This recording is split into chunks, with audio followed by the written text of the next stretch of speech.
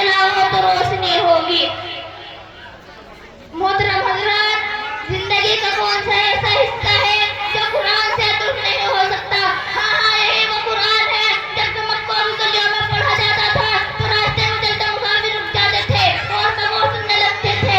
हाँ, यही वो कुरान है जो जानवरों को मचलने पर मजबूर कर देता है। हाँ, यही वो कुरान है जिसने मुर्दों दिलों को जिंदगी बख्शी, सोतों को जगाया, रोतों को हंसाया और हंसने वालों को रुलाया। हाँ, यही उमर बिन खत्ताब है जो इस्लाम और कुरान के जाने दुश्मन, काफिर के सेनाई, इस्लाम के मिटाने पर कमर बस्ता और ऐसी पथरीली जमीन के बारिश का एक कतरा भी ना रुके। लेकिन जब कुरान करीम की तालीम बरसी तो पत्थर के सीने में आब हयात भर आया। इस्लाम की कुव्वत तो बाला हो गई। किसी ने क्या खूब कहा है, जुनून के कूचे में वो दिल फिकार हो के चला, जुनून के कूचे में वो दिल फिकार हो के चला, शिकार करने को आया, शिकार हो के चला। हजरात गिरामी, इसलिए आप भी कुरान से मोहब्बत और पद पैदा कीजिए और कुरान के अहकाम पर अमल कीजिए और अपने मानो हालों को फिर कुरान की दौलत से माला माल कीजिए। इस मकसद के तहत हर जमाने में कुरान पढ़ने, पढ़ाने और याद कराने के लिए तालीम गाही बनाई गई और इसका साथीदा रज़ा इलाही और पैगाम खुदा नबी को पहलू खिदमत और अंजाम देते रहे।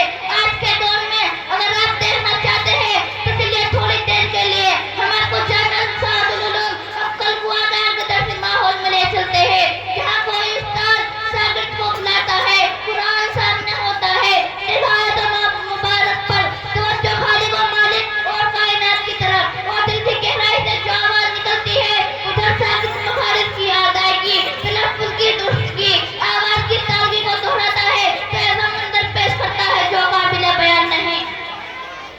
जामिया इस्लामिया में हजरत अलहाज मौलाना गुलाम मुस्ताफी साहिब दावत बरकात सोबत हफीज कुरान को मुअस्सिर बनाने के लिए हमेशा लायक व फाइक और माहिर असातिज़ा गिरामी का इंतखाब फरमाते थे।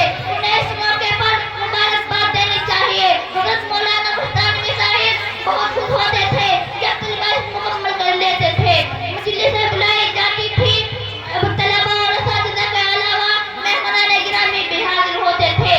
दुआ पर मजलिस खत्म होती थी। यह सिलसिला आज भी कायम है और तादीरें कायम रहेगा इंशाअल्लाह। रब्बुल करीम जामिया इस्लामिया की खिदमत को कबूल फरमाए और इसके फैज़ को दूर तक पहुंचाए और हमें गले मुफीद तर बनाए, आमीन। अब मैं अपनी तकरीर को यहीं खत्म करता हूँ इस शेर के बाद। कलामुल्लाह को दिल में बसाओ ए मुसलमानों, कलामुल्लाह को दिल में बसाओ ए मुसलमानों, खुदा की ज़ात ही से लो लगाओ ए मुसलमानों। ज़माने में खुदा का आखिरी पैगाम कुरान है, उसी को मकसद असली बनाओ ए मुसलमानों। आखिर दावाना अल्हम्दुलिल्लाह।